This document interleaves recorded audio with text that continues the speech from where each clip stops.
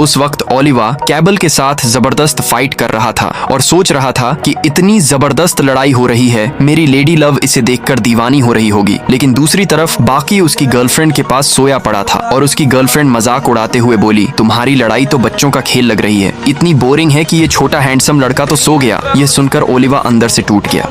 उधर ओलिवा का दिमाग घूम ही रहा था, तभी कैबल ने उसे एक जबरदस्त स्पिन किक मारी जिससे ओलिवा के नाक से खून फूट पड़ा। फिर कैबल ने एक और वार किया, ओलिवा के कान का पर्दा फट गया। ये सीन मानो पहले भी देखा हो। शायद ओलिवा का कान भी एक्टिंग करना सीख गया है। अब कैबल ने अपने बाल उखाड़े और उन्हें ओलिवा के कान में डालने लगा। उसका इरादा था कि उसके कान को हमेशा के लिए बेकार कर दे, लेकिन तभी ओलिवा ने उसका हाथ जकड़ लिया। उसकी ताकत इतनी जबरदस्त थी कि कैबल डर के मारे हाथ से बाल छोड़ बैठा। उसने एक जबरदस्त वार किया। कैबल दसियों मीटर दूर उड़ता हुआ एक बिल्डिंग की दीवार से जा टकराया। कैबल जमीन पर गिर गया और उधर बाकी को भी अपना मकसद मिल गया। उसका मकसद था ओलिवा को पूरी ताकत से लड़ने पर मजबूर करना। सभी को लगा कि ओलिवा जीत गया है, लेकिन हकीकत में असली लड़ाई तो अब शुरू हुई थी। कैबल फिर से खड़ा हुआ और लोगों के बीच से चलता हुआ ओलिवा की ओर बढ़ा।